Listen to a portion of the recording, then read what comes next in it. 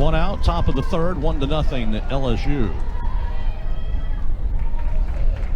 The 2-0. It up, and it's 3-0. Borzilleri ahead in the count is 0 for 8 for the weekend, looking for her first time on base. Average at 282 as she steps in. 3-0. That's a strike right through there, and it's 3-1. The lefty bump is on deck. Berzon has given up 3 singles so far in the game, has stranded all 3. 3-1. That one is up and away, so a 1-out walk. Berzon does not allow many of those. That's only her 11th walk in what is now her 63rd inning. I'd say that's pretty dang good control. It is, and rare for her to miss 4 out of 5, which she did there. Bumped the lefty, singled back in the first inning on a close play at first base. And that pitch is away, 1 ball, no strikes. That was an infield hit that Sierra Daniel almost made a pretty spectacular play to get the out. It was a great play, just wasn't quite in time at first. Inside corner strike on a good drop, and it's 1-1.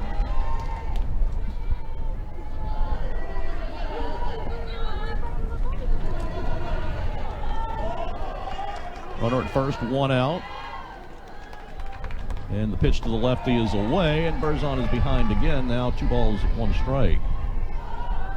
Kentucky doesn't steal a ton of bases, just 21 out of 26. And Borzilleri just has 1, so that does not figure to be a big threat. The 2-1 watches it high, and Berzon behind 3-1 again. Takes a little walk to the back of the circle to ponder a little bit.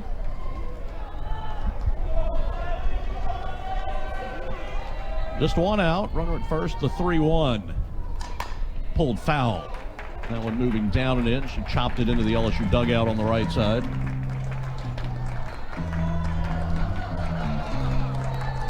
Kentucky has 26 homers on the season, had 2 of those last night. Team batting average 303. To right field a lot, but she will here. Reasoner, who homered last night, will bat. She grounded to short her first time. Also maybe a conversation with the infield to see how we're going to play it. So Reasoner homered last night. Plotz due up behind her, had a hit earlier in the game. So you got some strategy. Do you pitch around Reasoner? Do you bring your infield in? So what do you do? But it's 1-0, and that lead is in a little jeopardy as Berzon gives up the long double. I'm sure that's what they're discussing now. And you know, Berzon, she does give up hits, but she usually comes back and can make that outstanding pitch to get herself out of a jam. Yep, but she's got some trouble right now. Yep, that pitch was up, and a bump, the lefty got all over it. Now, the wind is blowing out pretty much straight to center field. Beth Tureen is having a few chatting words with Blue behind the plate as she goes into the dugout. Maybe not crazy about the strike zone. All right, the infield is going to come in the middle and on the corners. It is Reasoner who grounded to short her first time. Second and third, 1 out. And strike 1 is called over the outside corner. And there's that patented drop ball over the outside corner. And that visit might have been just to give Berzon a few seconds to breathe because she had not been hitting her spots. So a little reset here maybe. Here is the 0-1. Chopper foul, so it's 0-2. Was kind of reaching for that. And the Tiger infield is drawn in, going for the play at the plate. Unlike baseball, that would automatically be back to turn 2. Runners second and third. And a 1-0 lead. Reasoner, the cleanup hitter, the 0-2. Ground ball to short. Coming home is Hodge. The throw is in time. And Borzilleri is out at the plate. And Lawson's asking for the headset. We got a great view of it. I think she's out. I think she's out. And there's no, in my mind, there's no obstruction because Bergeron played that perfectly. She was in front of the plate. but we are going to get a challenge. And we'll get it quick because it comes from the main headquarters. All right, well, we will get our crack team to give us some good video here. Let's see what we got. Is your hand in there? Well, her hand was in, but I think the tag was being applied already. It's closer than we thought, but... And now look, so is Bergeron's foot in a good spot? So you're... Well, you know, it's such a... Now, because Bergeron's foot is kind of pointed up the third base line. Yeah. So they might be looking at an obstruction. They might be, and it's all about, this rule is so iffy. Yep, so as it stands, the out is called. They've got to find something to overturn it. Okay, the freeze frame we've got makes it look like her finger is just not quite at the plate before Bergeron gets the glove down. But is Bergeron obstructing? Yeah, live I thought maybe. Hold on. All right. Okay. Runners uphill. I thought maybe that she was in front of the plate more live, but gosh, it's such a crazy. Rocha Lawson doesn't agree with the call, which you cannot dispute. Well, she is 0 for 3 on challenges this weekend. Had a couple in the same inning last night. So runners are at first and second, and there are 2 down. So Reisner hit it, and we're fortunate she hit it hard enough to short that LSU was able to get the out. If she hits a slow roller, probably not a chance. That one's pulled foul by Plotz, and the count is 0-1. And she's kind of beside herself down there, not understanding the call. Yeah, I don't know. Now, did she ask if she was safe, or did she ask for obstruction? Well, but they look at both of those. They look at both. So they look. It's, you know, it's all about trying to keep the players healthy, but... The 0-1, chop foul at the plate. It's 0-2. And I know you and Lynn on the television broadcast discuss this all the time. It is going to be an over-legislated right now. Yeah, it's borderline. I mean, what do you want the catchers to do? Right. Yeah. All right, Berzon a pitch away from getting herself out of a mess here in the third. Still ahead 1-0. Righty bat, the 0-2. Fly ball to left. Going to have to go over in a hurry. Leno, she dives and catches it. Home for LSU Fighting Tiger softball. This is the LSU Sports Radio Network. Danica Coffey leads off the bottom of the third, takes strike 1 on an off-speed pitch from Julie Kelly, who will face the LSU order for the second time now. Has not allowed a hit yet. The 0-1 is away, and it's 1-1. She walked Coffey on 4 pitches in the first, and Coffey later scored. And that is the only run of the game so far.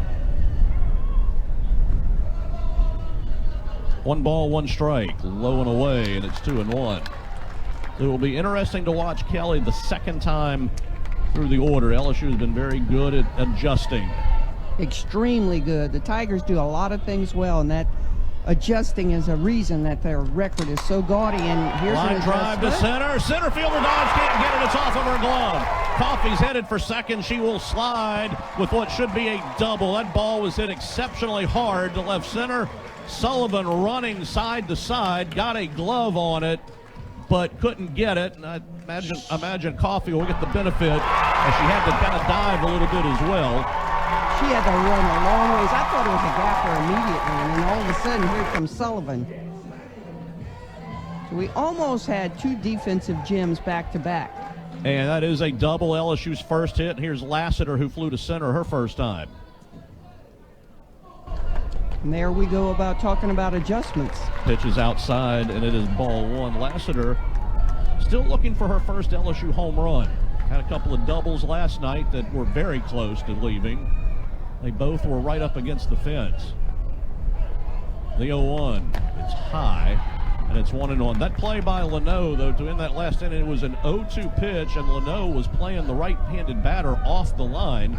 The pitch was away, and the batter, Plotz, kind of went up and pulled an away pitch. Strike called, and it's 1-2. Tried to hook it down the line, and it almost worked. Berzon owes her dinner tonight. There's no doubt there. That was, she had to extend those long arms and grab it. That was her second spectacular play of the weekend. And it was a saver. The 1-2 is away. And that's why she's proven why she plays left field. Yeah, and may have played there more. She just showed up in a year when LSU had Newland and Briggs and Rudity, Right. and there just wasn't any room out there. The 2-2, high chopper up the middle. It's going to move Coffee to third. A 1-0 runner at third, infield in a little bit. Line drive, foul down the left field line. Just missed an RBI hit. Did I'm not Bergeron. sure I would throw Bergeron more changeups. She hit one in the palm trees yesterday. Well, when she's looking for it, especially. She just smashed that ball, and it was a changeup. Smashed it a hair. And it's 3-0 LSU. Let's say, in stature, Bergeron's probably... Has it. There's a foul at the plate by Edwards. No, but I told you earlier, when LSU hits home runs, they come with people on base. Yes. I'm going to dig my Yep. notes out on that and kind of update that, because all three this weekend have been with runners on base. And none of them have been cheap. The 0-1 is away to Edwards. Edwards hit a ball yesterday that's maybe one of the hardest balls I've ever seen hit. Baby Bianca Bell. LSU has 21 homers this year. Only 3 of them are solo homers. Pretty amazing. The 1-1 is low. A lot of times Yeah, that is. you get a lot of solos. Yep. But LSU doing damage with runners on base. Kentucky has had solo homers. So 2-1 to Edwards, 3-0 LSU. Line drive down the right field line. It's going to go foul. The right fielder is going to be there. And Plotz makes the dirt, ball 1. So 21 homers. Only 3 of them are solo.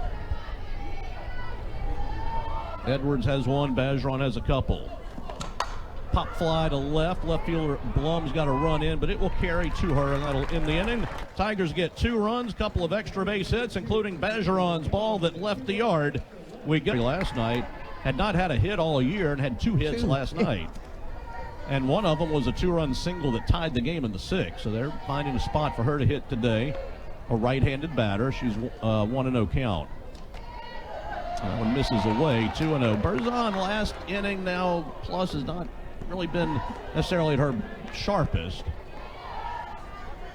but still has that 0 on the board. Like I said, she can come up with the pitch she needs at the time that she needs it to get out of a jam. Inside corner strike, and it's 2-1. That Oklahoma game is final. They did beat Arkansas 10-7, so they sweep the Hogs. Oklahoma 6-0. Arkansas, a little bit of a surprising 1-5. And that one hits the batter. So a hit batsman to lead off. That's a different ball game. Oh, yeah. Because that's going to score 2 if it gets down. It was 2 outs and the runners were moving. And she was running toward the line. Again, they were playing the right-handed batter way off the line. And she's so long and lean, you know, she just makes up so much ground that you don't realize that she's making up. Now Berzon delivers high, and she's behind again, 2 balls and no strikes. And I wonder if there will be action stirring here in the LSU bullpen. Let's see if we can get a shot of what's going on down there. I'm thinking it won't be long if it's in there now. 2-0, swing and a miss out in front of a high off speed. Now, Coach indicated she would go with Ashley Vallejo today in relief if she needed. Haven't seen her this weekend. Of course, Huebner got the start last night. You can always bring her. The 2-1, ground ball, knocked down by Hodge, but it's going to be a base hit. That one was headed for left field. Hodge dove for it, got a glove on it, but even if she gets it, there's not going to be a play anywhere. So first and second, They've out-hit the Tigers. 5-2, but LSU's 2 were big ones. There's a bunt. It's a good one. Berzon has to pick it up. Throw, it's low, but dug out by Daniel. Good pick by Daniel. That averted a little bit of a disaster. It's